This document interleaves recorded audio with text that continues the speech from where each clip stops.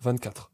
La perception d'un sujet est toujours abstraite. Si la raison permet au sujet de se détacher de l'immédiateté aveugle du sensible pour accéder à la connaissance abstraite, cette abstraction joue contre lui. D'une façon qui pourrait paraître complexe au spectateur, il est clair que, lorsqu'un sujet fait l'expérience de l'existence, il se représente une chose telle qu'il la comprend. Et c'est la façon dont il la comprend qui est pour lui ce qu'il voit. Autrement dit, ce que le sujet voit n'est pas tant pour lui ce qui se présente à ses sens que ce qu'il s'en représente.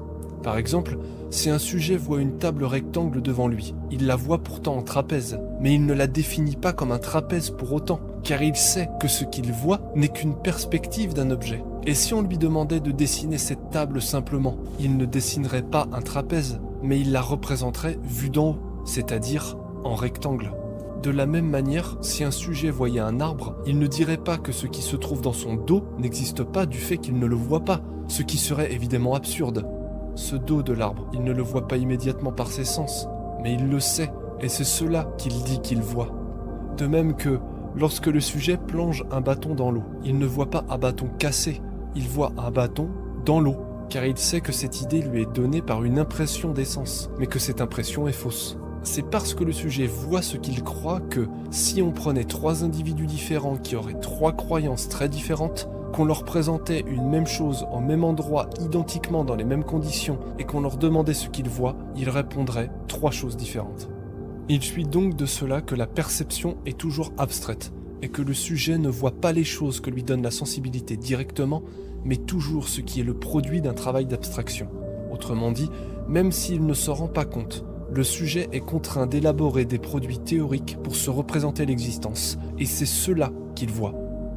Celui qui ne s'assigne pas à cet exercice ne voit proprement rien, il est aveuglé par le sensible.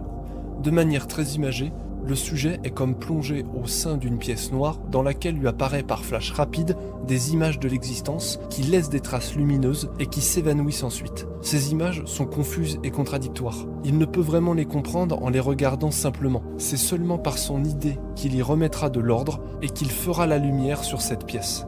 En un sens, c'est la caverne de Platon. Les ombres des choses apparaissent sur le mur, mais ce n'est pas l'ombre qui constitue l'être des choses. Ce sont les objets dont l'ombre est projetée. Si l'on suit cette image, le sujet ne dit pas qu'il voit une chose lorsqu'il en regarde l'ombre, mais seulement quand il regarde la chose dont l'ombre est projetée.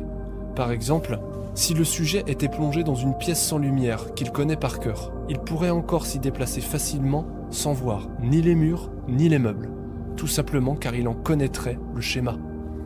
De même, il pourrait y guider quelqu'un